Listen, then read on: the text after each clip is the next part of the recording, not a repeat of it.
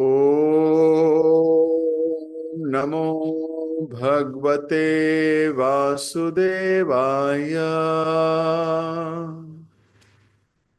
ओम नमो भगवते वासुदेवाय। ओम नमो भगवते वासुदेवाय। हरे कृष्ण। आप सभी भक्तों का बहुत बहुत हार्दिक स्वागत और आप सभी को मेरा प्रणाम। हम लोग मिलके पढ़ रहे हैं ग्रंथ राज श्रीमद् भागवतम। एक ऐसा ग्रंथ जिसके श्रवण करने मात्र से सारे बंधन समाप्त होते हैं और भगवान के चरणों में रति, भगवान के प्रति प्रेम उत्पन्न हो जाता है। ये मनुष्य जीवन सिर्फ इस चीज को प्राप्त करने के लिए मिला है। अगर हम परफेक्ट होना चाहते हैं तो हमें श्रीमद् भागवतम का आश्रय लिए बिना ये परफेक्ट होना बड़ा मुश्किल काम है। भागवतम जितनी पढ़ रहे हैं उतना ही जीवन जीने के, भक्ति करने का, सही दिशा में जीवन बिताने का, हाँ, हिम्मत भी मिल रही है, ऊर्जा भी मिल रही है, दिशा भी मिल रही है। हम चौथे स्कंद के 29th चैप्टर पे हैं। नारद जी राजा प्राचीन महर्षि को ज्ञान दे रहे हैं। पुरंजन की कथा सुना चुके हैं। अब तो एग्जैक्ट डी कोड कर रहे हैं कि मैंने आपको पुरंजन की कहानी क्यों सुनाई है। समझे क्या हो पुरंजन की कहानी से। आचार्यगण जब हमें कोई कथा सुनाते हैं, कोई बात करते हैं हमसे, तो उसके पीछे कोई उद्देश्य होता है। वो हमारे जीवन को भगवान के प्रति प्रगति करने पे झिंझोड़ते हैं, पुश करते हैं। कभी प्रेम से, तो कभी लात मारकर, तो कभी डायरेक्ट। येन केन प्रकारेण मन कृष्ण निवेशया। किसी ना किसी प्रकार से वो आपको कृष्ण की तरफ या एक अच्छा व्यक्ति बनने में, एक अच्छा भक्त बनने में हेल्प करते हैं। जिस व्यक्ति को इस बात का भान हो जाए, जिस व्यक्ति को इस बात पर विश्वास हो जाए, जिस व्यक्ति को इस बात को एकदम चरम उसके जीवन का उद्देश्य हो जाए, ये समझ में आ चुकी है, वो व्यक्ति कभी बिल्डर नहीं होगा। कभी मतलब कभी भी नहीं। भागवतम हमें आश्रय प्रदान करती है। यूं तो इस जीव के बहुत सारे आश्रय हैं।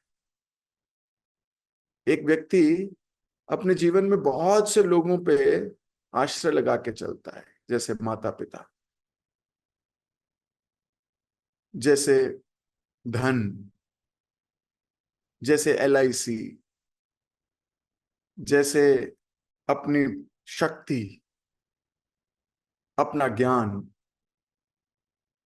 जीव का बहुत लोगों पर, बहुत जगहों पर आश्रय है।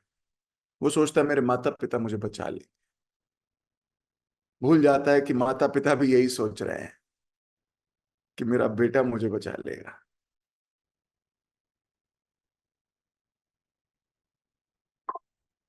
फिर वो सोचता है उसका धन उसे बचा लेगा।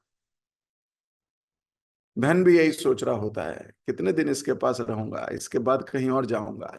लक्ष्मी बहुत चंचल है, किसी व्यक्ति के पास बहुत दिन तक नहीं ठहरती।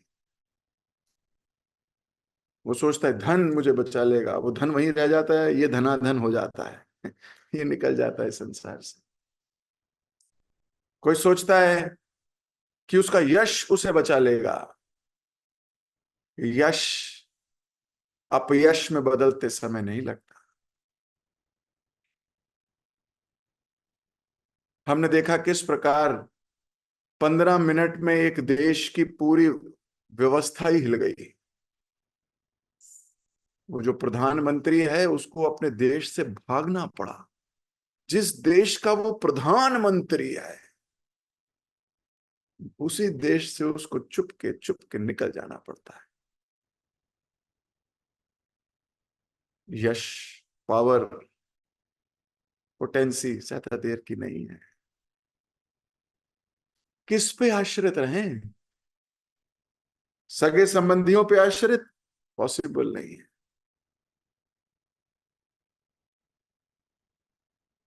जब धीरे धीरे व्यक्ति का हर आश्रय टूटता है या उसको ये ज्ञान हो जाता है बिना टूटे ही कि ये आश्रय है नहीं।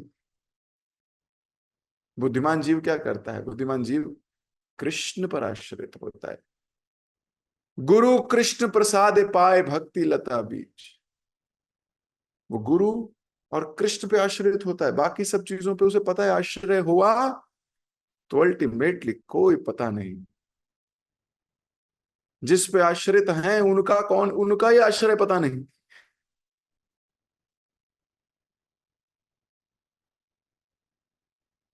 इसलिए भक्त को भागवतम दिशा देती है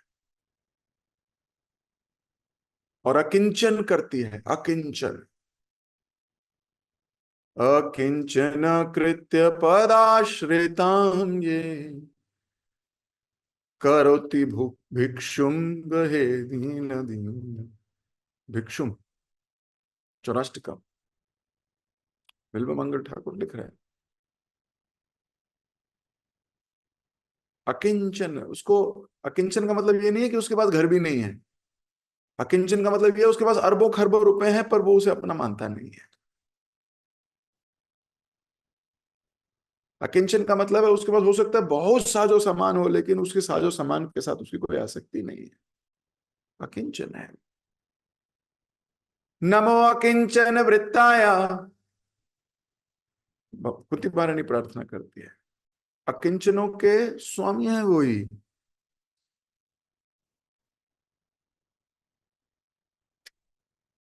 वो स्वामी है, किसके स्वामी है? नमो अकिंचन वृत्ताया।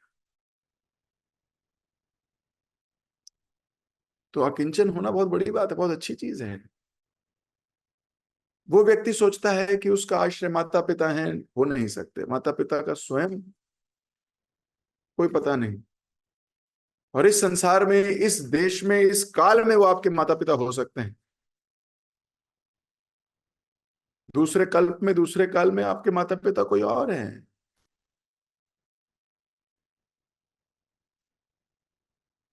जो स्वयं नहीं छूटा भवबंधन से कैसे छुटाएगा? सच्ची बात है। वो तो स्वयं आप पे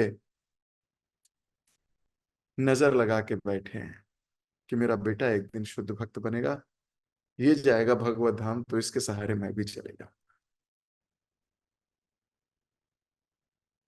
माता पिता, सगे संबंधी, धन, हे धन यौवन पुत्र परिजन, हेते के आते पर तीरे, विफल से बिनु कृपण दुर्जन। विफल से बिनु कृपण दुर्जन। इस नतीजे पे पहुंचोगे। हमारे आचार्यों ने जो भजन लिखे हैं ये सारे शास्त्रों के सार हैं। ये अगर समझ आ गए, सारी भागवतम समझ में आ गई है, जितने उपनिषद हैं सब समझ में आ गए हैं, सब कुछ इन्हीं में है। आप एक दिन इस नतीजे पे पहुंचोगे, ये धन यौवन पुत्र परिजन, इन पे आश्रय होने का कोई लाभ नहीं।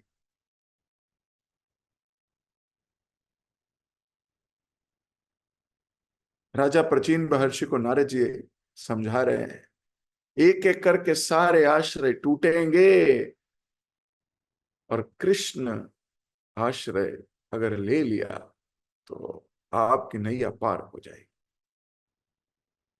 बाकी सब आश्रय भी इन्हीं आश्रय पे टिके हुए हैं। इसलिए हमारे जीवन का उद्देश्य ना तो धन प्राप्त करना है, ना यौवन प्राप्त करना है, ना यश प्राप्त करना है, और ना ही सगे संबंधियों के साथ प्रगाढ़ संबंध। भगवान के साथ प्रगाढ़ संबंध स्थापना करनी है, ये हमारे जीवन का उद्देश्य है। पर इसका अर्थ ये नहीं कि अपनी ड्यूटी भूल जाएं। कई बार इसके नाम पे लोग बहुत गलत काम करते हैं। प्लीज डोंट मिसअंडरस्टैंड मी।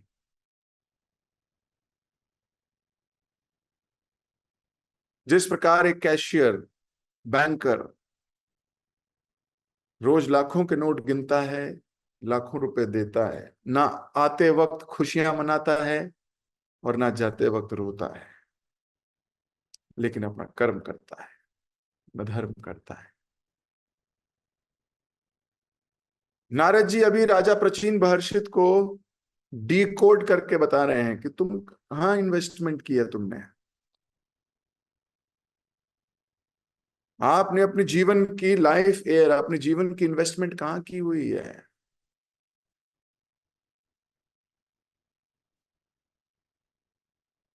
तो इसी बात की चर्चा कर रहे थे नारद जी, मैं आपकी स्क्रीन पर दिखा रहा हूं।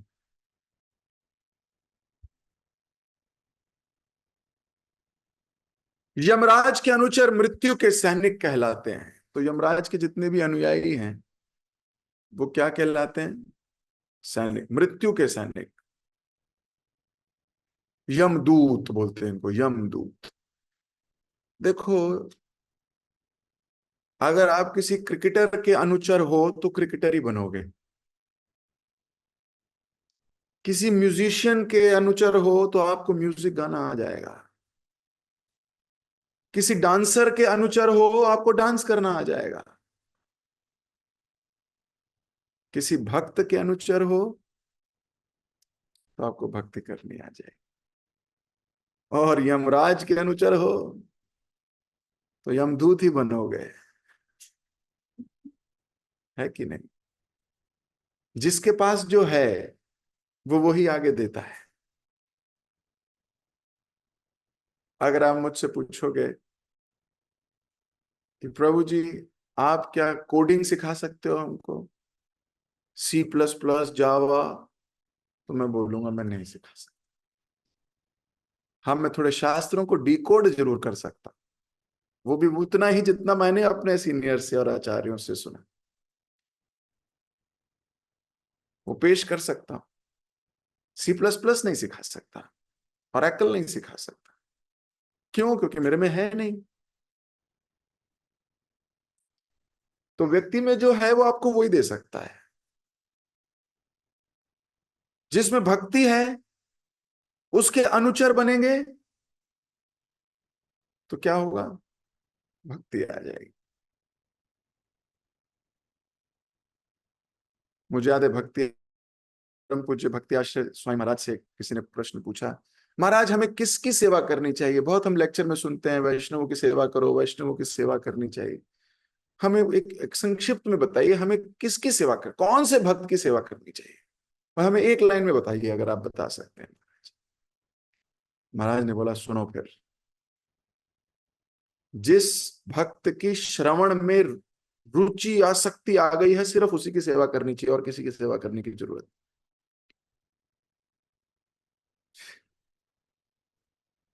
Can you imagine? कह रहे हमें किसकी सेवा करनी चाहिए, कोई एक बताओ। क्यों? जिसकी श्रवण में रुचि है, बहुत पागलपन है, लौल्यम है श्रवण के लिए, सिर्फ उसकी सेवा करते रहो आप, हो गया, आपका बेड़ा पार हो जाए। महाजनो ये न सकता न पंथा। तो जीवन का उद्देश्य तो सेवा करना है। किसकी? जिसकी भजन में रुचि है। अब कोई पूछता है भजन क्या है?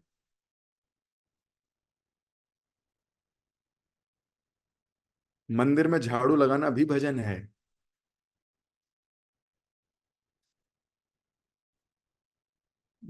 प्रसाद बनाना या भोग बनाना ठाकुर जी के लिए, ये भी भजन है।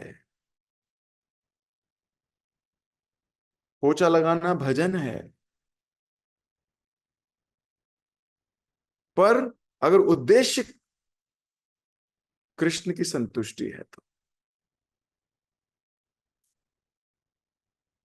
वृंदावन में गोपियां जब अपने घरों में झाड़ू लगाया करती थी, कृष्ण का नाम उच्चारण करते करते झाड़ू लगाते लगाते कोने में कूड़ा फंस जाता है ना, कूड़ा बचता है, सारा झाड़ू का कूड़ा एक जगह लगाते हैं, वो कूड़े को ऐसे उठाती थी, बोलते थे श्री कृष्ण समर्पयामि।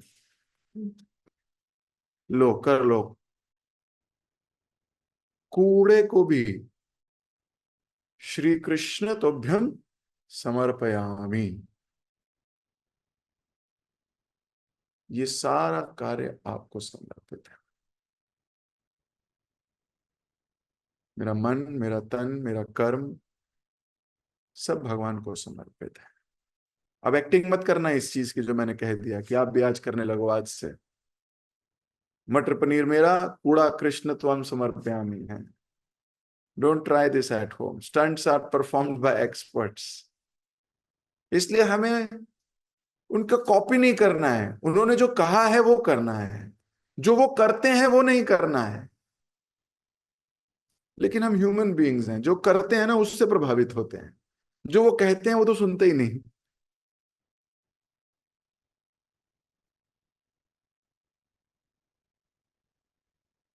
तो यमराज जी की जो सैनिक हैं वो क्या है? यमदूत हैं। यमदूत का क्या काम है? मृत्यु के सैनिक है। क्यों? यमराज जी की महारत हासिल है इस कार्य में। यमराज जी इस कार्य में पटु हैं, निपुण हैं। यमराज जी का जो स्कैनिंग सिस्टम है उसमें कोई एक्सेप्शन नहीं है, वो बिल्कुल। और उनके जो दूत हैं ना वो भी वैसे ही हैं, पूरा जीपीएस एड्रेस लेके जाते हैं, बिल्कुल एग्जैक्ट वहीं पहुंचते हैं। उनका गूगल गलत रास्ता नहीं दिखाता, एग्जैक्ट वहीं पहुंचेंगे उचित समय पे। जिसको संसार त्यागना है, यमदूत वहां पहले बैठे होते हैं।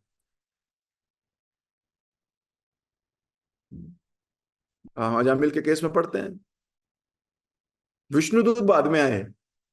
डिवोटीज थोड़े लेट चलते हैं, इस्कॉन स्टैंडर्ड टाइम। पर जो यमदूत हैं वो भाई साहब बिल्कुल टाइम पे थे।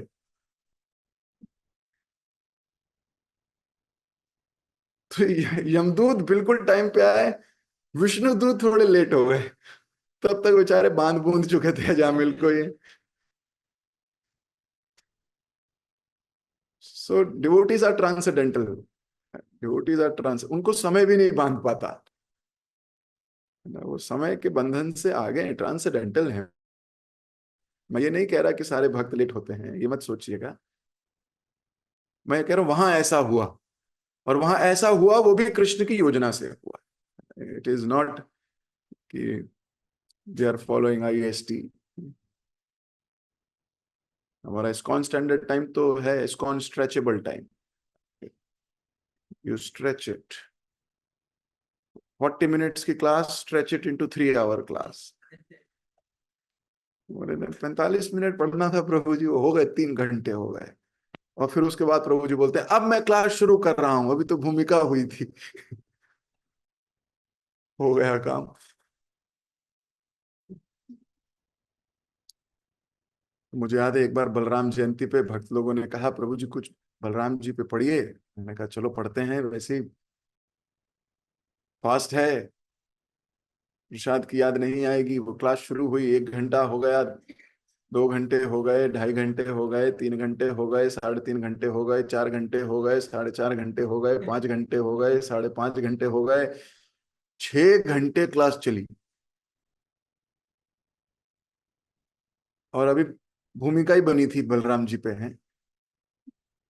तो 6 घंटे के बाद भक्त लोगों ने कहा प्रभु जी बहुत आनंद आया। मैंने कहा क्या हुआ? बोले पूरा व्रत निकल गया,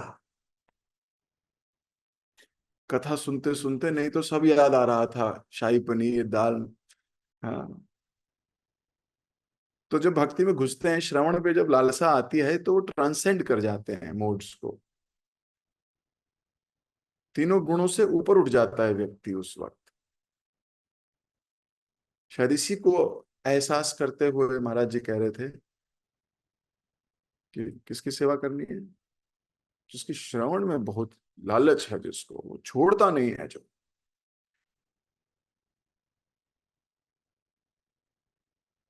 तो कई बार लोग बोलते हैं कि फिर तो श्रवण तो हम सारा दिन करते हैं, आजकल तो यूट्यूब पे किसी को भी सुन लो, कितना कुछ चल रहा है। तो इसको हमारे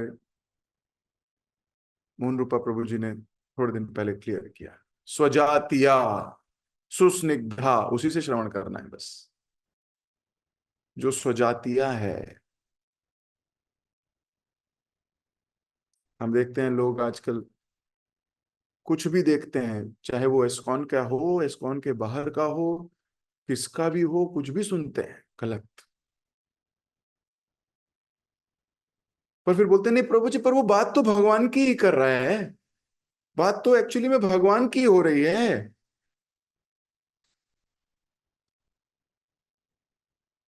तो प्रभुपाद जी कहते थे, 2 किलो दूध में 2 बूंद विष मिल जाए अगर, तो आप पियोगे? नहीं नहीं, पी लो। नहीं, दूध ज्यादा है, दूध की बात हो रही है, पी लो पी लो। नहीं पी पाओगे।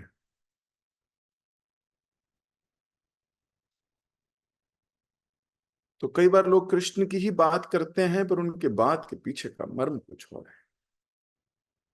स्वजातीया, किसे श्रवण करना चाहिए? जो स्वजातीय। We should hear from those who are only in parampara, हमारी ब्रह्म गौड़ीय परंपरा, स्वजातीय। और दूसरा सुस्निग्ध, हमसे प्यार बहुत करता है, हमसे जिसका बहुत संबंध है।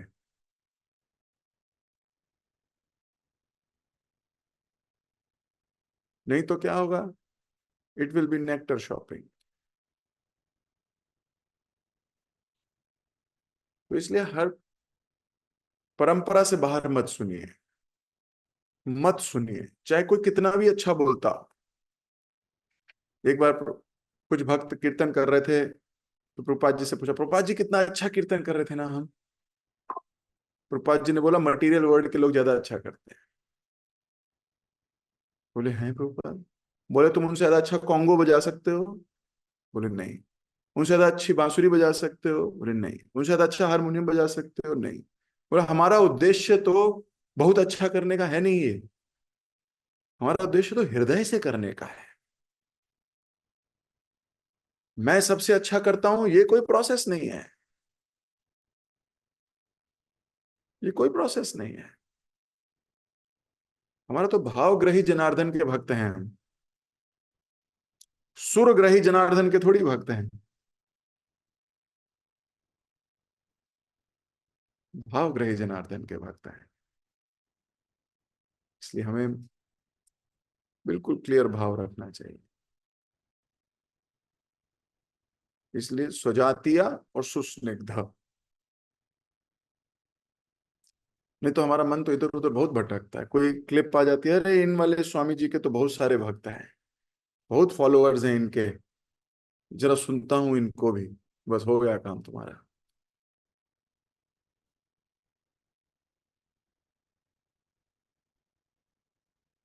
पता नहीं लगेगा कब आप गायब हो जाओगे। क्यों?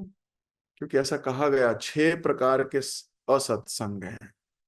इसको मैंने थोड़े समय पहले बहुत डिटेल में क्लास की थी, आज नहीं करूंगा, फिर किसी दिन इस पर डिटेल डिस्कशन करेंगे। 6 काइंड्स ऑफ असत्संग, उनमें से एक ये भी था। लगेगा आपको सत्संगी, लेकिन बहुत भयंकर असत्संग है। इसलिए कई बार लोग हमें बोलते हैं, अरे इस्कॉन वाले कहते हैं सिर्फ इस्कॉन वालों की सुनो, इस्कॉन वाले कहते हैं इस्कॉन वालों की, इस्कॉन वाले कहते हैं केवल कृष्ण भगवान है, हमारे हिंदू धर्म में इतने सारे भगवान हैं। आप पहले शास्त्र पढ़ो, समझो, अंग्रेजी में कहावत है, little knowledge is dangerous thing. जब ज्ञान लोगे तो समझ में आ जाएगी सही क्या है और गलत क्या है।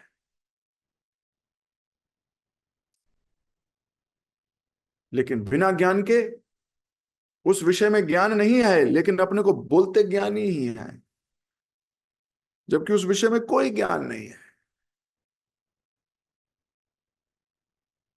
एक बार एक आदमी एरोप्लेन में जा रहा था, भारत का इंजीनियर, तो उसके पास एक व्यक्ति एरोप्लेन में आके बैठ गया। बोले, आप भारत से हैं? बोले, हाँ जी। बोले, वेरी गुड। बोले, व्हाट डू यू डू? आप क्या करते हो? बोला, आई एम एन इंजीनियर।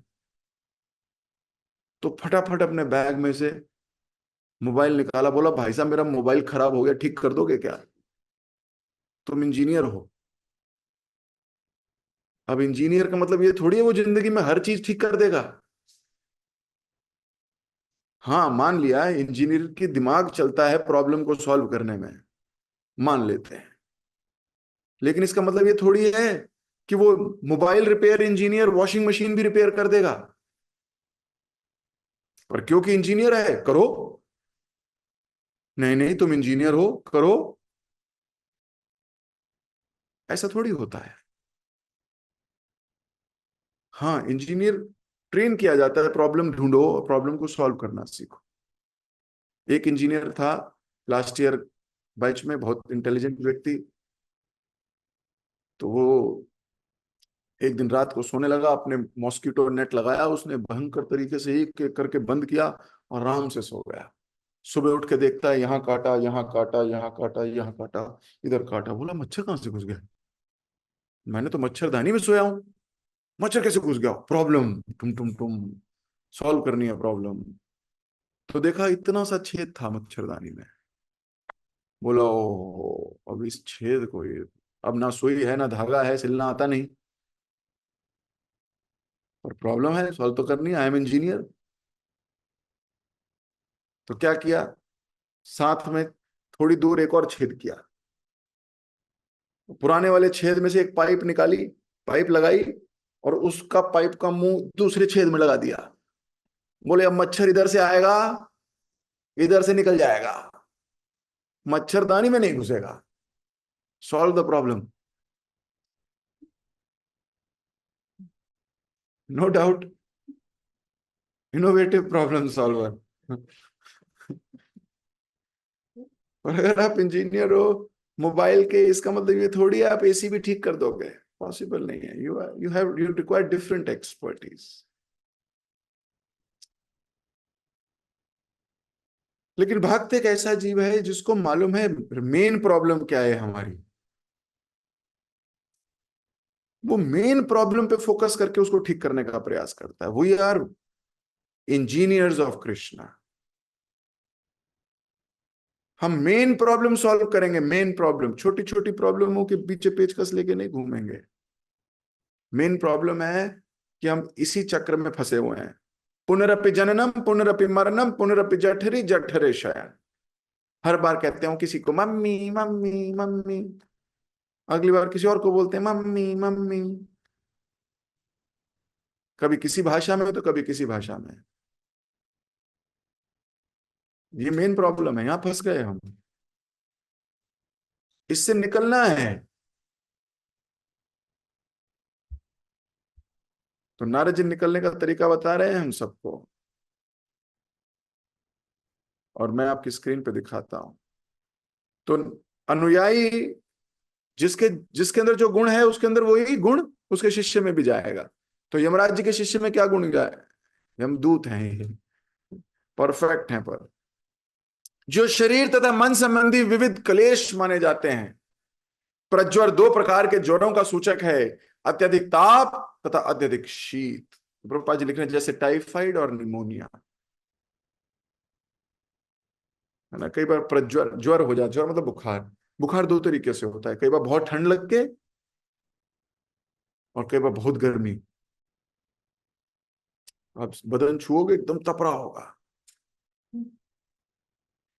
शरीर के भीतर लेटा हुआ जीव विविध कलेशों द्वारा, जो दैविक भौतिक तथा अपने शरीर तथा मन से संबंधित है, विचलित होता रहता है। तो आत्मा अंदर लेटी हुई है, वो बेचारी इतने चीजें भोग रही है। वो जो जीवात्मा है, कलेश सताते हैं उसको। कौन से? आदि भौतिक और आदि दैविक, और आध्यात्मिक तो है ही। समस्त प्रकार के कलेशों के होते हुए भी जीव इस संसार को भोगने की इच्छा से अनेकों अनेक योजनाओं में बह जाता है।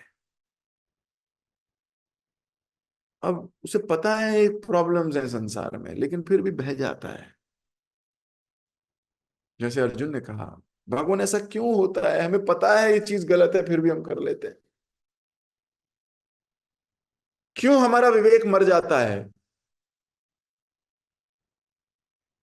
और अनेकों अनेक योजनाएं बनाता है भोगने की। अगर मेरा ये वाला प्रोजेक्ट सक्सेसफुल हो गया तो मुझे इतना ये मिल जाएगा, मेरा वो वाला प्रोजेक्ट सक्सेसफुल हो गया मुझे ये मिल जाएगा, मेरा ये वाला प्रोजेक्ट सक्सेसफुल हो गया तो मैं ये कर लूंगा। इतनी योजनाएं बनाता है। Project success, project success, project success, project success, project success, जो मेन प्रोजेक्ट है फेल। तो operation successful, patient dead. Operation successful रहा, पेशेंट मर गया। क्या लाभ ऐसे ऑपरेशन का? क्या लाभ ऐसी योजनाओं का? और ऐसा क्यों होता है? निर्गुण होकर भी, यानी दिव्य होकर भी, जीव अपने अज्ञान के कारण, अहंकारवश मैं तथा मेरा, इन भौतिक कष्टों को स्वीकार करता है। मेरा, मैं, इस प्रकार वह शरीर के भीतर 100 वर्ष तक रहता है। यही करते करते 100 वर्ष हो जाते हैं। यही करते करते ये वाला प्रोजेक्ट, फिर वो वाला प्रोजेक्ट, फिर वो वाला प्रोजेक्ट। पूछो, आप भक्ति करोगे? बच्चे से पूछो, अभी तो मैं छोटा हूं। अच्छा जी, थोड़े बड़े होके कर लेना। ठीक है, ठीक है, थोड़े बड़े हो जा।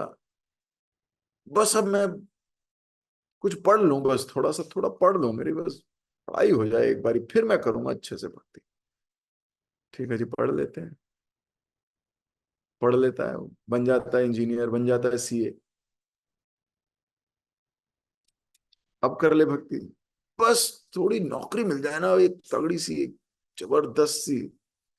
अच्छा जी, जबरदस्त नौकरी कैसी होती है? बस प्रभु जी, जबरदस्त होती है, जबरदस्त नहीं होती, जबरदस्ती होती है। फिर बेचारे के साथ नौकरी में जबरदस्ती होती है। लेकिन वो कहते नहीं नहीं, नौकरी तो करनी है ना प्रभु जी, नौकरी तो, मेरे को अच्छी नौकरी मिल जाए बस प्रभु जी, मेरा ये हो जाए, मैं फिर बहुत अच्छे से भक्ति करूंगी।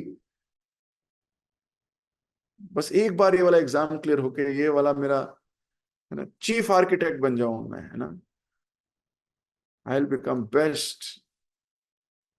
अच्छा जी, ठीक है, बन गए। अब प्रभु जी जॉब लग गया। प्रभु जी बस थोड़ी ना, एक एक हम सफर भी चाहिए होता है प्रभु जी, जीवन में ना एक। आपको नहीं पता प्रभु जी, मैं बताता हूँ आपको। वो एक्चुअली एक ऐसा हम सफर चाहिए होता है जो हमें सफर कराए।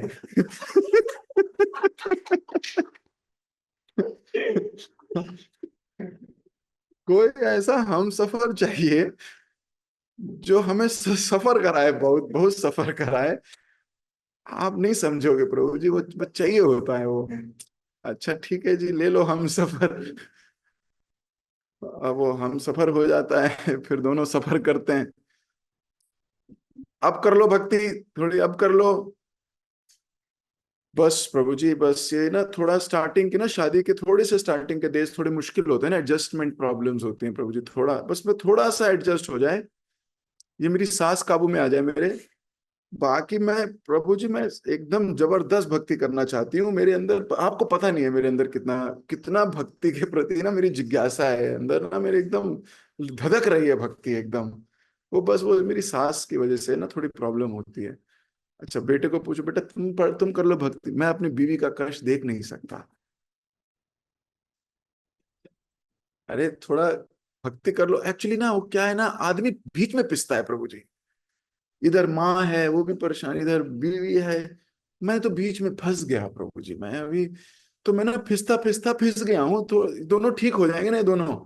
मैं भक्ति करूंगा, पक्का गारंटी देता हूँ प्रभु जी, मैं आपको, मैं पक्का एकदम, ये देखो ऐसे वाला गारंटी देता हूँ आपको, मैं अच्छी से भक्ति करूंगा। अच्छा चलो तब कर लेना, थोड़े दिन रुक जाओ, कर लो भक्ति थोड़ा। ये तो जैसे तैसे थोड़ी कंडीशन ठीक होती है, फिर आवाज आती है "वाह!" फिर थोड़े दिनों में "वाह!" वो आवाज आ जाती है, अस्पताल से फोन आता है, वो बेचारे प्रभु जी भी भागे हुए जाते हैं कि अरे वाह, बहुत बहुत शुभकामनाएं आपको, आपके यहाँ पे बच्चा हुआ है, वेरी गुड प्रभु जी, अब देखना आप प्रभु जी, वेरी गुड वेरी गुड, अब कर लो भक्ति प्रभु जी, बिल्कुल भक्ति होगी, आप देखना वो, बस मैं कल से देखना, अब तो हो गया, अभी सब हो गया, अच्छा ठीक है। प्रभु जी फिर पूछते हैं क्या हुआ, आप क्लास में नहीं आए? वो प्रभु जी रात में बच्चा सोता ही नहीं है। प्रभु जी क्या बताएं आपको, ये तो रात भर मुशक्कत कराता है ये कोई आपको, आप क्या जानो प्रभु जी, आपको क्या भी, हम आपको क्या बताएं, आपके तो बच्चे बड़े हो गए प्रभु जी अभी।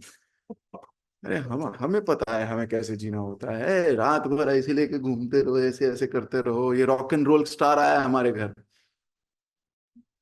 तो प्रभु जी अभी भक्ति ना अभी थोड़े दिन में करेंगे हम प्रभु जी, हम थोड़े दिन में पक्का करेंगे, ऐसा आप बिल्कुल, आप ऐसा मत समझिए हम भक्ति नहीं कर रहे, धधक रही है अंदर, अंदर पूरी ज्वालामुखी बन गया है प्रभु जी वो, जो चिंगारी थी ना एक जमाने में, अभी ज्वालामुखी है, अभी आप देखना हम कैसे भक्ति करें, एक बार ये लड़का थोड़ा थोड़ा बड़ा हो जाए, एटलीस्ट थोड़ा सा तो कर ले अपने, अभी बहुत मेहनत करनी पड़ती है दिन भर, ये इसकी माँ लगी रहती है, रात को मेरे को लगना पड़ता है इसके, बहुत मुश्किल है प्रभु जी, ये बहुत मुश्किल जिंदगी है। माला तो है मेरे पास माला, नई माला मत देना प्रभु जी, पुरानी वाली रखी है, मैं एक दिन जरूर करूंगा प्रभु जी। अच्छा ठीक है जी, थोड़े दिनों बाद आएंगे, कितने साल, थोड़े बस ये डॉक्टर ने कहा है 4-5 साल की बात होती है, बीमार रहते हैं बच्चे इतने, इसके बाद एकदम मस्त हो जाते हैं प्रभु जी, फिर कोई टेंशन नहीं है। अच्छा जी, 5 साल बाद प्रभु जी आते हैं, थोड़ा जप कर लो थोड़ा, प्रभु जी स्कूल ढूंढ रहा हूँ। आपको मालूम है बच्चे का स्कूल ढूंढने में भगवान मिल सकते हैं, एक अच्छा स्कूल नहीं मिलता है प्रभु जी, पता है आपको कितनी मुश्किल है। बस मैं थोड़ा अच्छा स्कूल ढूंढ रहा हूँ, एक एक एक ऐसा स्कूल मिल जाए ना जिसमें बस ये जाके ना मैं निश्चिंत हो जाऊं, ये उसको उसको अच्छे से पढ़ाए, उसको खिलाए, उसको मतलब एकदम मांझ दे मेरे बच्चे को एकदम, मैं बस यही वेट कर रहा हूँ, अच्छा स्कूल मिल जाए। अच्छा तो मैं कब आऊं, थोड़े दिनों बाद आना प्रभु जी। पर प्रभु जी वो ना ज्वालामुखी धड़क रहा है अभी आप घबराओ नहीं, वो अंदर जो धड़कन नहीं है प्रभु जी, धड़कन नहीं है, ज्वालामुखी धड़ धड़ धड़ धड़ करता है प्रभु जी, वो मैं भक्ति करूंगा जबरदस्त प्रभु जी। अच्छा जी थोड़े दिनों में आते हैं जी, ठीक है ओके। फिर स्कूल शुरू हो जाता है, फिर प्रभु जी आते हैं, अब तो कर लो माला। वो क्या है ना प्रभु जी, स्कूल से आते ही, अब आपको पता है स्कूल सब कुछ तो कराता नहीं,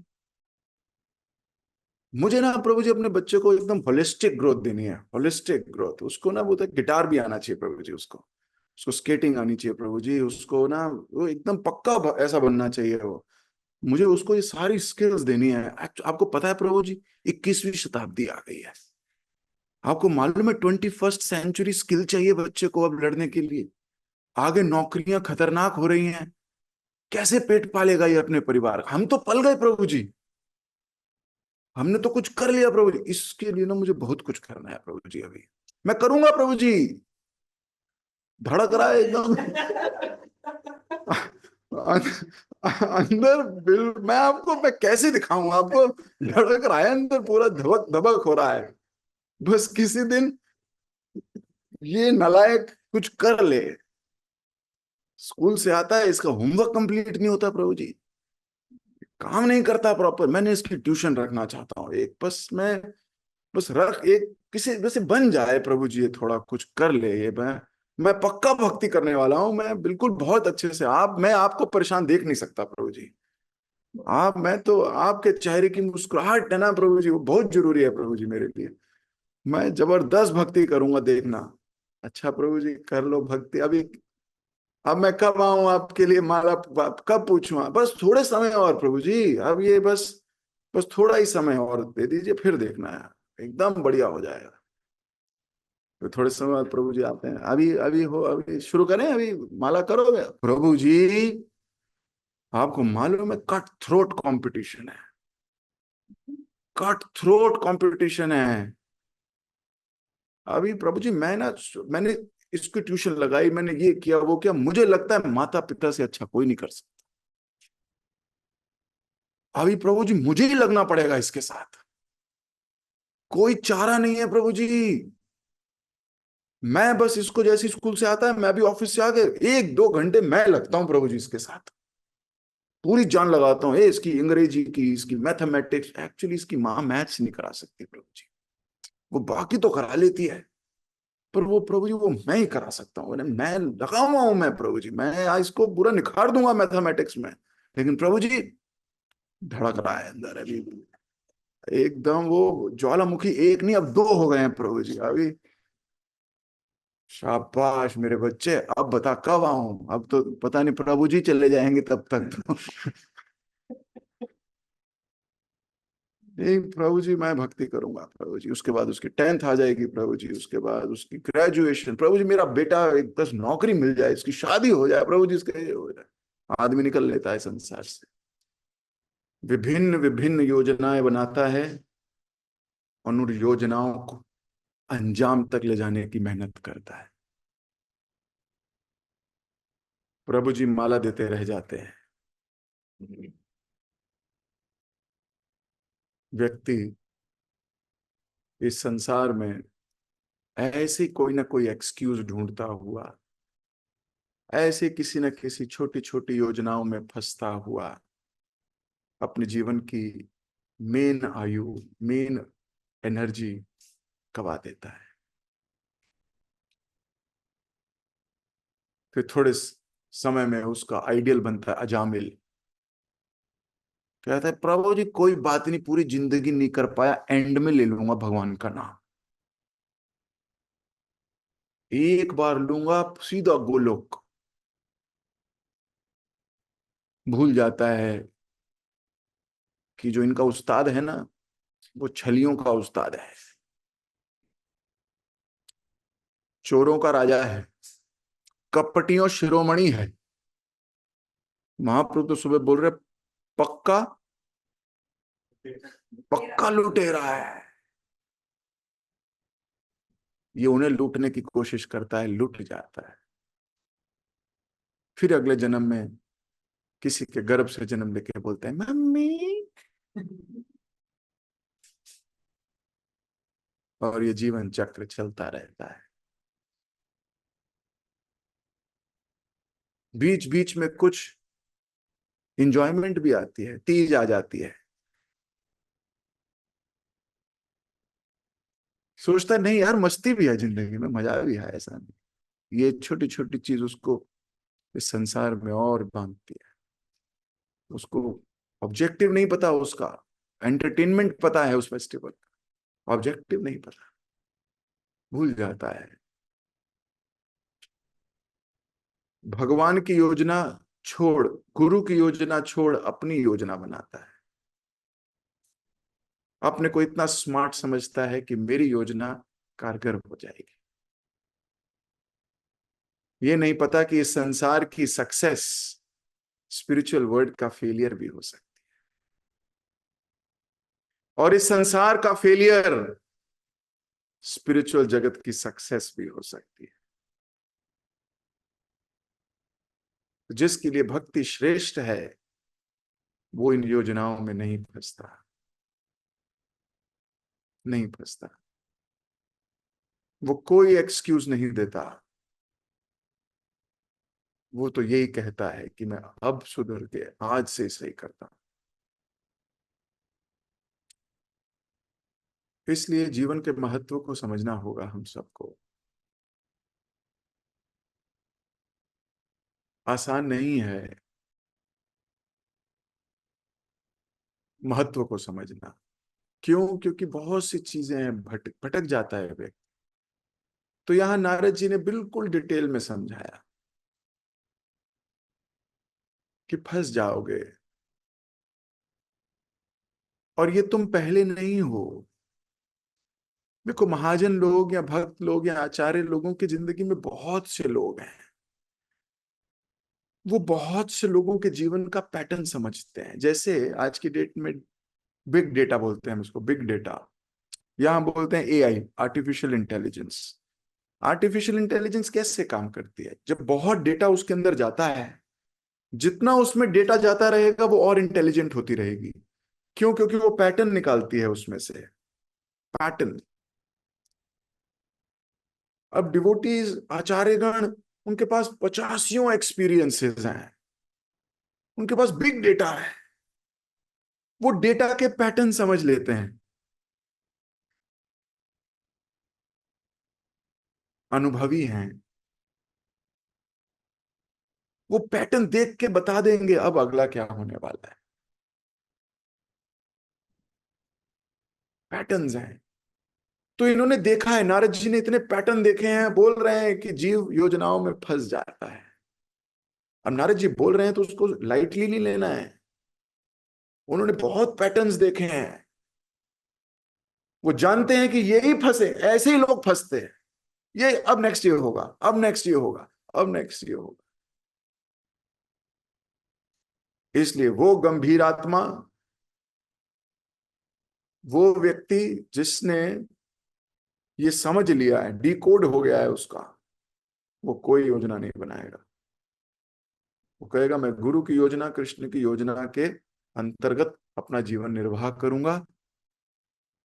यहीं से भगवत धाम जाने की कुंजी है, और कोई कुंजी नहीं है, और कोई कुंजी नहीं है। आप अपनी कुंजी बनाने का प्रयास करोगे, कुछ नहीं हो पाएगा। कोई योजना, प्रभुपाद जी ने बोला this is the shortest cut, don't look for any shortcut, this is the shortest cut. ISKCON में आ गए हो, भक्तों के सानिध्य में भक्ति कर रहे हो, तो ये तीन मन, आध्यात्मिक कलेश, आदि भौतिक कलेश, आदि दैविक कलेश सताएंगे, लेकिन इनकी योजनाओं में फंसना नहीं है। नारद जी कह रहे हैं यही फंसाते हैं, फंसना नहीं है। तो मैं अपनी वाणी को यहीं दे रहा हूं विराम। गंभीर हो जाइए, गंभीर होना होगा, और चॉइस नहीं है। We have no choice then to become गंभीर। जगत गुरु शिल प्रभुपाद की जय। ग्रंथराज श्रीमद् भागवतम की जय। हरे कृष्णा। किसी भक्त का कोई प्रश्न, कोई टीका या कोई टिप्पणी?